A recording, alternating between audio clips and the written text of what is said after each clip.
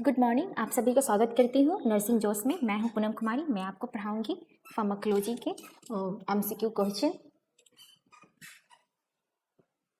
Which of the following drug classification refer to the drug that reduce fever को जो reduce करे drug, उसको कौन सा ड्रग कहते हैं? एनाल्जेसिक या एंटीपैरेटिक या एंटी इन्फ्लामेटरीज या इमेटिक? Anti emetics. चलिए बता देते हैं थोड़ा थोड़ा इसमें से। एनाल्जेसिक कब यूज करते हैं? जब हमको पेन होता है, यानी कि दर्द होता है। एंटी इन्फ्लामेटरी जब स्वेलिंग हो जाता है, उस समय एंटी इन्फ्लामेटरी ड्रग यूज किया जाता है। स्वेलिंग में भी पेन होता है, उसमें भी।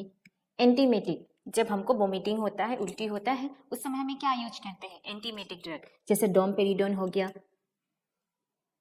ऑन्डेंसेट्रॉन, रामासेट्रॉन, ग्रानिसेट्रॉन, ये सब एग्जाम्पल मैंने बताया था। तो बचा कौन? एंटीपैरेटिक का पैरासीटामोल एग्जाम्पल। मोस्टली सब कोई खाया ही होंगे पैरासीटामोल। वो क्या है? एंटीपैरेटिक ड्रग है। अब क्या कहेंगे आप? Paracetamol is a antipyretic drug. वो आपको फीवर को कम करता है और वो एनाल्जेसिक का भी वर्क करता है, हमें पेन में भी रिलीफ मिलता है। Okay, no confusing here. इसलिए मैंने एक एक टर्म को बहुत अच्छे से मैं समझा दे रही हूँ, क्योंकि फिर अगले टाइम में पूछेगा the drug classification refer the drug that reduce pain, तो आप एनाल्जेसिक कहेंगे। मान लीजिए एंटीमेटिक में जो ड्रग वोमिटिंग को रोक दे, वो कौन सा ड्रग है? तो एंटीमेटिक, क्योंकि ये क्वेश्चन चेंज होके भी आ सकता है। अगला question, abbreviation of PO on the prescription means. PO मैंने एब्रिविएशन में मैंने कल आपको बहुत अच्छे से समझाया था। PO का मतलब क्या होता है? By mouth. देखिए, मैंने जब PO इंट्रावेनस रहता तो क्या लिखा रहता? आई भी लिखा रहता। इंट्रामस्कुलर रहता तो IM लिखा रहता। एब्रिविएशन सबक्यूटेनियस रहता तो SB होता या SQ होता।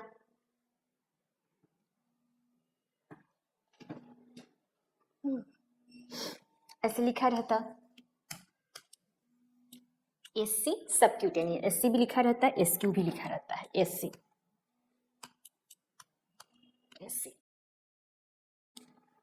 चलिए आगे चलते हैं। यह समझ में आया? PO का एब्रिविएशन क्या होगा? By mouth.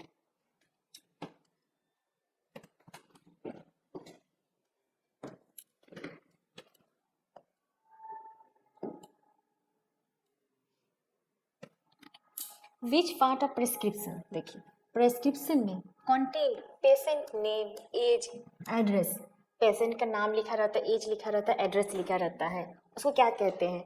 इंस्क्रिप्शन या सुपरस्क्रिप्शन या सबस्क्रिप्शन या सिग्नेचर? क्या कहेंगे? सुपरस्क्रिप्शन कहेंगे। इसमें क्या लिखा रहेगा? पेशेंट का नेम लिखा रहेगा, एज लिखा रहेगा, एड्रेस लिखा रहेगा, ये सब चीज उसमें लिखा रहता है।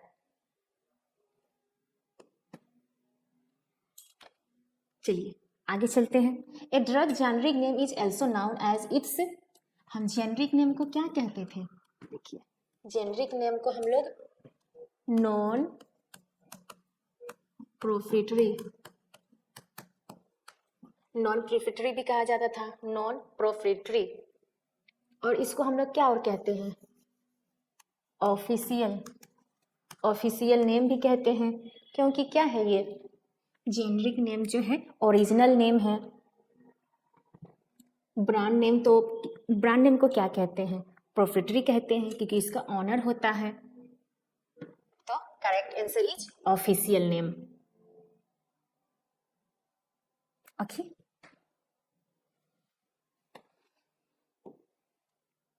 यहाँ आपको अच्छे समझ में आया ना? जेनरिक नेम को हम लोग नॉन प्रोफिटरी भी कहते हैं, ऑफिशियल नेम भी कहते हैं।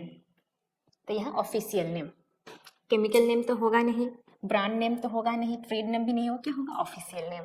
यहाँ कोई कंफ्यूजिंग नहीं है। Which of the following is not a common route of drug administration? इसमें से कौन सा कॉमन रूट नहीं है जिससे हम लोग ड्रग नहीं देते हैं? मोस्टली ओरल से भी देते हैं, इनहेलेशन से भी हम लोग ड्रग लेते हैं, ट्रांसडर्मल से भी लेते हैं, इंट्रावेनस से भी लेते हैं, इंट्राथीकल से भी लेते हैं। यानी कि सबसे लेते हैं, all are the common route of drug administration, यानी कि सबसे ही है।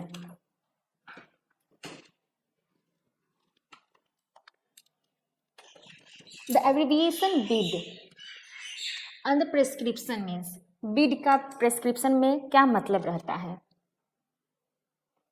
BID, मैंने कल BID का बहुत अच्छा ट्रिक्स बताया था। बाई, देखिए बाई हो गया, बाइनोमियल, बाइनोमियल यानी कि जिसमें दो हो वेरिएबल, यानी कि बाई, बाई का मतलब दो, टू, तो इससे आप याद रखेंगे बाई, ट्वाइस ए डे, यानी कि दिन में 2 बार। अब 4 टाइम्स रहेगा तो क्वाइट, 3 टाइम्स रहेगा तो टिड, TID, वंस रहेगा तो OD।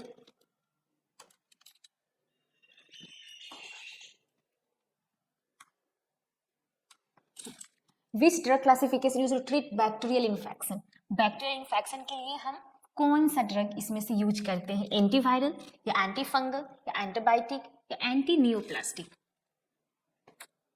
प्लीज टेल मी।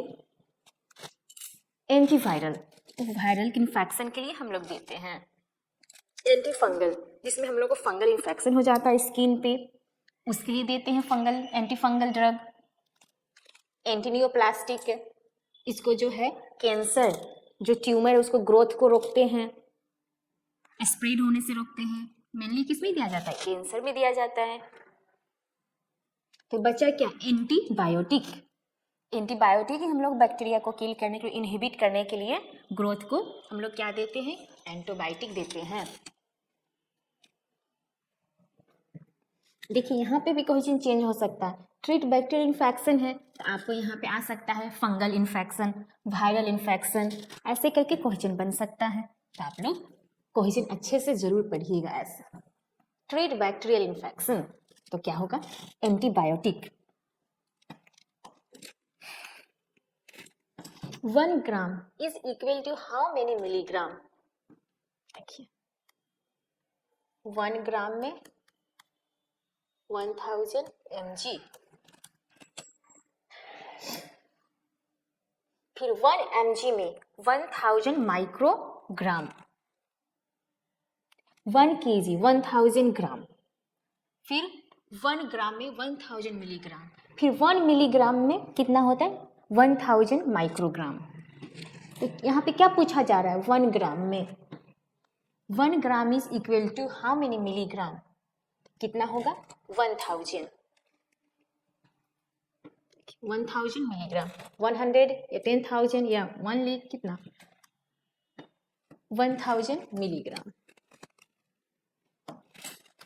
देखिए 1 ग्राम, 1 2 3, 1 2 3। आप लोग प्लीज ये जो डिजिट है ये जीरो का, उसमें कंफ्यूजिंग नहीं होइएगा। ये देखिए 1000 में 3 ठो जीरो होता है, कभी कभी हमें कंफ्यूजिंग से 4 वाला भी लगा देते हैं तो रॉन्ग हो सकता है। आप लोग ध्यान से 1 gram is equal to 1000 milligram अच्छे से लिख लीजिएगा, उसके बाद टिक कीजिएगा, इससे बिल्कुल आपकी क्वेश्चन मिस्टेक नहीं होंगी।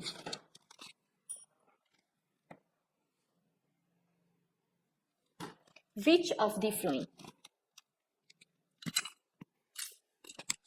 of the following is common unit of volume measurement? Volume को कौन सी इसमें यूनिट का यूज करके हम लोग नापते हैं, मेजर करते हैं? वॉल्यूम, याद रखिए वॉल्यूम क्या है? ग्राम या मिलीग्राम या मिलीलीटर या किलोग्राम। मोस्टली सब हम वेट को करते हैं, वॉल्यूम को हम लोग किस में करते हैं? ml में करते हैं, मिलीलीटर। जितने भी लिक्विड फॉर्मुलेशन होते हैं, लिक्विड डोजेज फॉर्म, जैसे सिरप हो गया, सस्पेंशन, इमल्सन, एलिक्सर, ये सब किस में हम लोग यूनिट, किस यूनिट में देते हैं? ml में देते हैं। 1 लीटर, इसमें भी देख लीजिए आप, 1 litre is equal 1000 ml। Okay, 1 litre में कितना? 1000 मिलीलीटर। कभी कभी ये क्वेश्चन भी आ सकता है, प्लीज आप इसको भी ध्यान में रखिए। मैं इसलिए बताते जा रही हूँ क्योंकि आप लोगों को एग्जाम में जो भी क्वेश्चन आए आप लोग पूरा एकदम से सही करके आए, इसलिए मैं एक्स्ट्रा क्वेश्चन भी आपको बता दे रही हूँ। यहाँ कोई कंफ्यूजन नहीं, जहाँ वॉल्यूम आए वहाँ क्या करेंगे आप? यानी कि ये millilitre.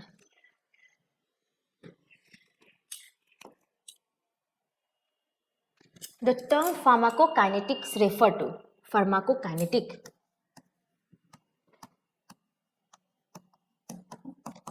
kinetics pharmaco drug kinetic kinetic energy यानी क्या काइनेटिक मूवमेंट काइनेटिक का मतलब ही मूवमेंट होता है यानी कि ड्रग का मूवमेंट। चलिए देखते हैं option. How the body absorb distribute metabolise and excrete drug, the mechanism of action of drug, the therapeutic use of drug, the adverse effect of drug. इसमें से कौन सा सही होगा? फार्माकोकाइनेटिक्स से क्या चीज है? फार्माकोकाइनेटिक्स में हम लोग क्या पढ़ते हैं? फार्माकोकाइनेटिक्स मेनली हम लोग ये पढ़ते हैं कि बॉडी हमारा ड्रग को कैसे यूज कर रही है, बॉडी हमारा ड्रग को कैसे ले रही है, क्या कर रही है उस ड्रग को। तो चलिए देखते हैं। How the body absorb distribute metabolise and excrete. हमारी बॉडी क्या करती है? पहले एब्जॉर्प्शन करती है, एब्जॉर्प्शन, डिस्ट्रीब्यूशन, मेटाबॉलिज्म, एक्सक्रीशन। ये क्या प्रोसेस है? 4 प्रोसेस है। ये किस में होती है? फार्माकोकाइनेटिक्स में होती है। तो यानी कि option A is a right answer, यानी कि बॉडी क्या करेगी? एब्जॉर्ब करेगी ड्रग को, डिस्ट्रीब्यूट करेगी, फिर मेटाबोलाइज एंड एक्सक्रीशन, लास्ट में एक्सक्रीशन होगा। और mechanism of action of drug किस में होता है? फार्माकोडायनेमिक्स में होता है, क्योंकि फार्माकोडायनेमिक मीन्स पावर, और उसमें क्या होता है? बॉडी जो ड्रग है, ड्रग हम जो ले रहे हैं, हाँ, वो क्या कर रही है? बॉडी पे क्या कर रही है drug? What does drug do to the body? किसमें है? फार्माकोडायनेमिक्स में। लेकिन फार्माकोकाइनेटिक्स में बॉडी हमारा ड्रग को क्या कर रही है? पहले एब्जॉर्प्शन कर रही है, डिस्ट्रीब्यूशन कर रही है, मेटाबोलाइज कर रही है, एक्सक्रीशन कर रही है। ओके, नो कंफ्यूजिंग है। मैंने दोनों टर्म को क्लियर कर दिया, क्योंकि फार्माकोकाइनेटिक में फार्माकोडायनेमिक्स भी तो आएगी ही, उसमें बस आप लोगों को ये ध्यान रखना है। फार्माकोकाइनेटिक्स में बॉडी, काइनेटिक आएगा जहाँ बॉडी ड्रग को क्या कर रही है, पहले बॉडी आएगा, और उसमें डायनेमिक में पहले ड्रग जो है, हाँ, ड्रग हमारे बॉडी में क्या करेगी, ऐसे।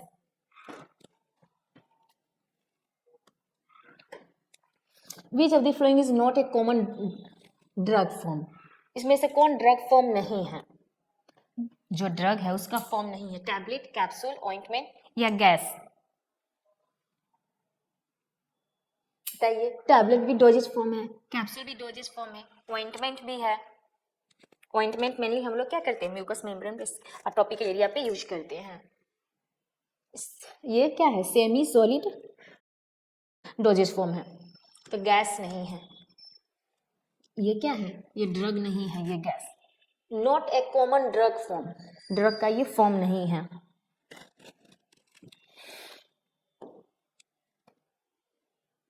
Tincture refer to the drug preparation using. Tincture होता क्या है? Tincture water as a solvent, oil as a solvent, glycerine as a solvent. Tincture mainly क्या है? ये अल्कोहल है। अल्कोहल एज ए सॉल्वेंट के तौर पे हम अल्कोहल को यूज करते हैं। किसमें? टिंचर में। याद रखिए, टिंचर वर्ड जहाँ है उसमें अल्कोहल का प्रेजेंस है।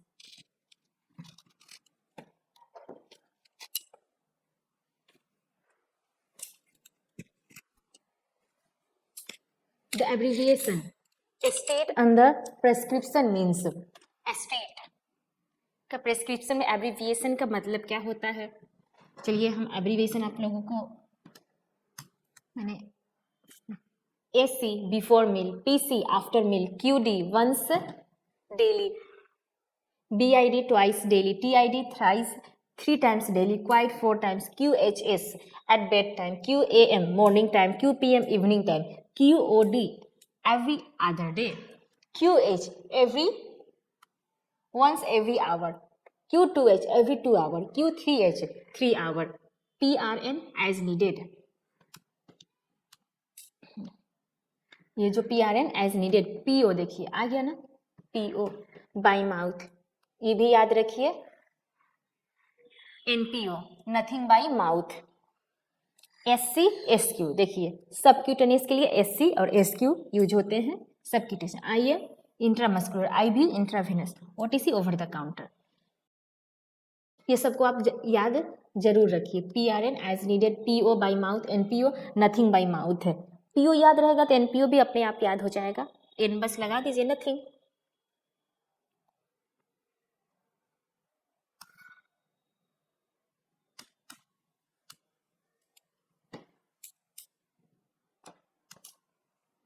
चलिए यहाँ देखते हैं जो इसमें दिया हुआ है।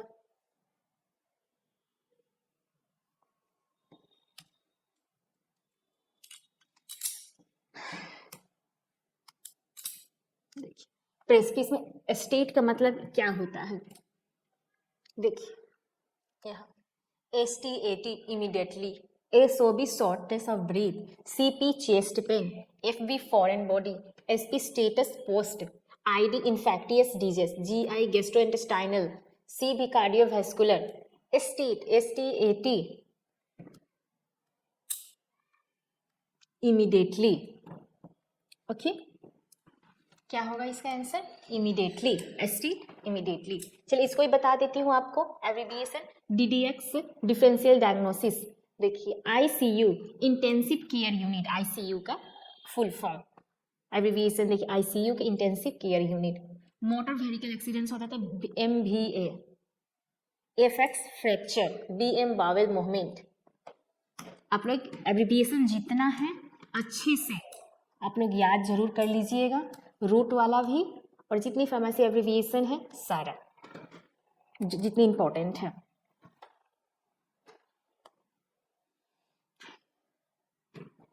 विच of the flowing schedule L drug in the US, मैंने अभी आप लोगों को नहीं पढ़ाया है शेड्यूल, मैं अगले टाइम में अगले टॉपिक में आप लोगों को शेड्यूल पढ़ाऊंगी। हाँ अभी के लिए ये जो आंसर है इसका मेरी ज्वाना, ये आंसर है इसका। मैं आप लोगों को डिटेल ये शेड्यूल के बारे में पढ़ाऊंगी।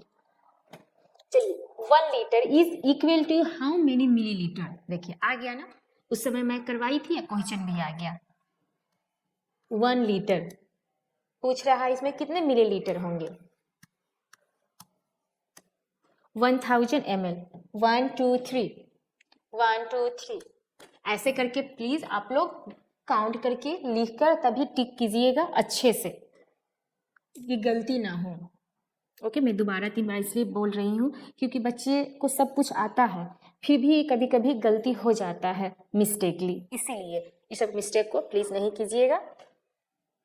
ऐसे में आप लोगों को बहुत क्वेश्चन करवाने वाली हूँ, इसमें सारा कंफ्यूजिंग आपको दूर हो जाएगा और आप क्वेश्चन जितने क्वेश्चन है सबको सही सही करके आएंगे।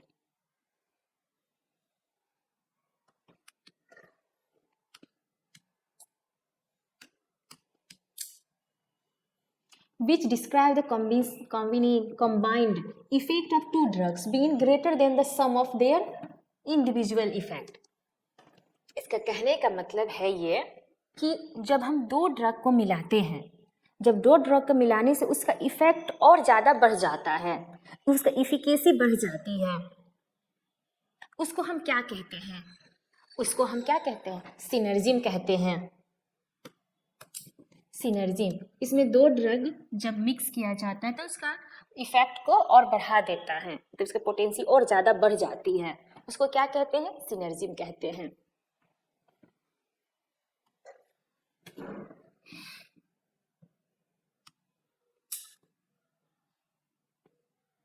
देखिए, a patient is prescribe 500 mg of the drug comes into 50 mg tablet. How much tablets to be nurse administered? Doctor ने कितना कहा है, 500 mg.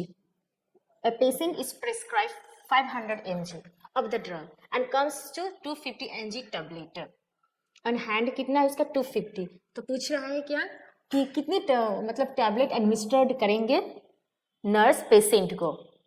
कल वाला फार्मूला जो है यूनिवर्सल फार्मूला कहा जाता है, उसी फार्मूला से मैं कर देती हूँ आपको 500 बाई 250, 0 से 0 कटा, 25 1 जा 25, 25 2 50, 2 टैबलेट।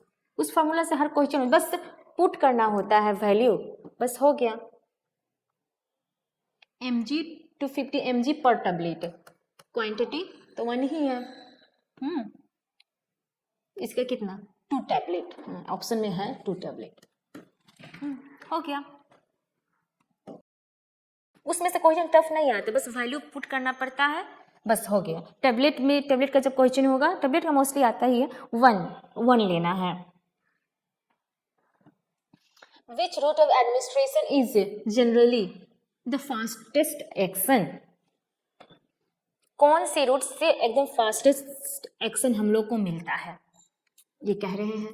फिर से क्वेश्चन एक बार पढ़िए कि क्वेश्चन समझ में आना ज़्यादा इम्पोर्टेंट है।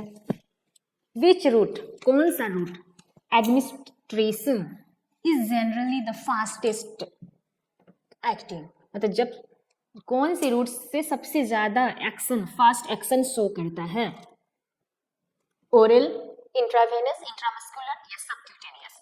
टिक tick 1, tick tick 2, tick tick 3। Intravenous, ivy.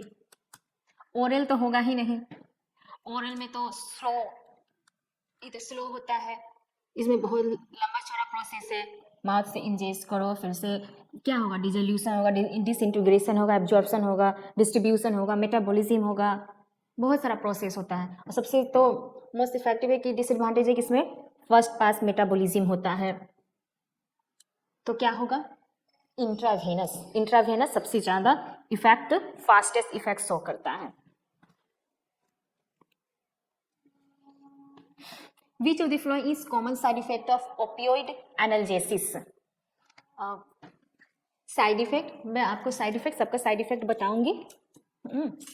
अभी के लिए किसका पूछ रहा है, ओपियोइड एनाल्जेसिस का। ओपियोइड एनाल्जेसिक लेने से हमें क्या साइड इफेक्ट होगा, डायरिया होगा, कंस्टिपेशन होगा, increase alertness, increase heart rate, constipation का प्रॉब्लम हो जाता है। कॉन्स्टिपेशन का मतलब वही, you not able to get out your, read out your stool, मतलब स्टूल अच्छे से पास नहीं हो पाता, इसको क्या कहते हैं, कॉन्स्टिपेशन कहते हैं। You not able to pass stool easily is called constipation. Simple से ये है डेफिनेशन। कॉन्स्टिपेशन में हम लोग को जल्दी से स्टूल पास नहीं हो पाता, इसको क्या कहते हैं, कॉन्स्टिपेशन। हिंदी में कब्ज, कब्ज हो गया, ऐसा सुनते हैं वही। The abbreviation QUID आ गया, QID, QID, TID, BID, once a day या twice a day या three times a day या 4 times a day। QID, quadrilateral, quadrangular, quad यानी कि चार, क्वाड्रिलेटरल, क्वाड्रिलेटरल जानते हैं ना, ऐसे होते हैं क्वाड्रिलेटरल। कितने साइड, 1 2 3 4 साइड हुआ ना। क्यू से क्वाड्रिलेटरल, क्यू से क्वाइड, QUID, क्वाइड यानी कि 4 times a day.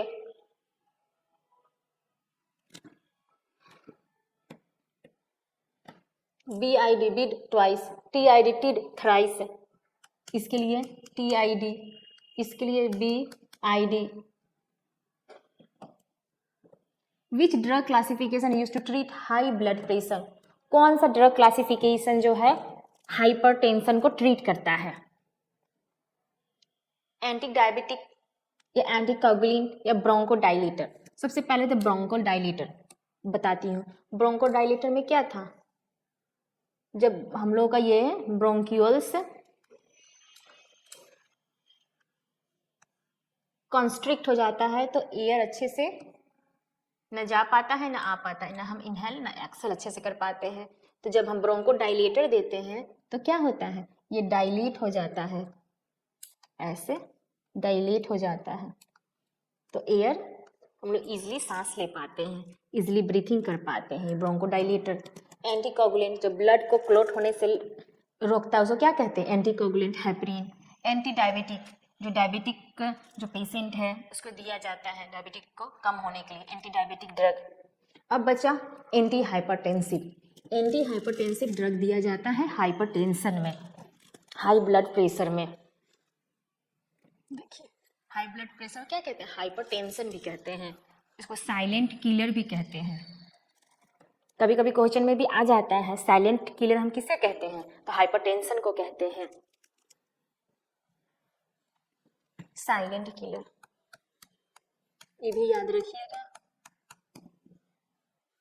Silent killer किसको कहेंगे? हाइपरटेंशन को। हाइपरटेंशन को silent killer. 1 kilogram kg is equal to how many pound? LBS approximately 2.2 LB। LBS ये आंसर, ये याद रख लीजिएगा। 1 किलोग्राम में 2.2 LBS होता है। LBS क्या कहते हैं? पाउंड्स भी कहते हैं, pounds. Which of the following is potential complication of long term corticosteroid use? बहुत दिन तक, मतलब ज़्यादा समय तक हम लोग कॉर्टिकोस्टेरॉइड का कंजम्पशन करेंगे यानी कि खाएंगे तो क्या होगा, हमारे बॉडी पे क्या इफेक्ट पड़ेगा? देखिए सबसे पहले क्या है कॉर्टिकोस्टेरॉइड का साइड इफेक्ट? हाइपरटेंशन का प्रॉब्लम होने लगा, immunosuppression, go crazy, mood change, glaucoma, growth retardation, hyperglycaemia, higher growth, osteoporosis, muscle weakness, increase appetite, oedema. इतने सारी जो प्रॉब्लम है हमको हो सकती है लॉन्ग टर्म जब हम लोग कॉर्टिकोस्टेरॉइड कंजम्पशन करेंगे यानी कि खाएंगे तो। ये देखिए इम्यूनोसप्रेशन, इम्यूनोसप्रेशन मतलब कि हम लोग इम्यून सिस्टम जो है उसे सप्रेस कर देगा। ये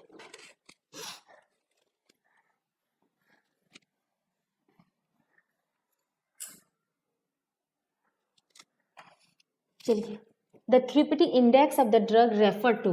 थेरेप्यूटिक इंडेक्स क्या है? थेरेप्यूटिक जब इंडेक्स आया ना, थेरेप्यूटिक इंडेक्स, अब इसका रेशियो, किसका ratio? The ratio between the drug toxic dosages and the therapeutic. ये हमने आपको अभी तक नहीं पढ़ा है, इसलिए मैंने आपको यहाँ पे सोल्यूशन को डायरेक्ट लिख लिया है जिससे आपको मैं अच्छे से समझा दूँ। ये सब टॉपिक अगले जो पढ़ाएंगे हम उसमें आएगा। The ratio between the drug toxic dose, drug का toxic dose and therapeutic dose का जो रेशियो, इसको क्या कहते हैं? Therapeutic index. मोस्टली ये क्या मेजर करता है? ड्रग सेफ्टी, कि हमारी ड्रग कितना सेफ है, ये मेजर करता है। तो डायरेक्ट आएगा थेरेप्यूटिक इंडेक्स क्या है? तो ये रेशियो है किसका? ड्रग टॉक्सिक डोज का और थेरेप्यूटिक डोज का। विच of the following is a common unit of weight measurement? Weight measurement के लिए उस समय हम क्या पढ़ाए थे? वॉल्यूम।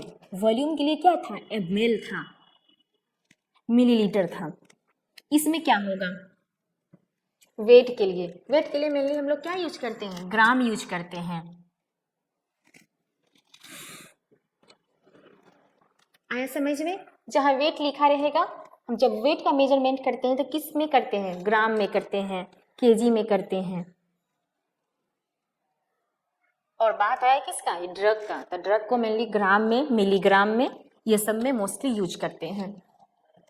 और वॉल्यूम आने से ml में।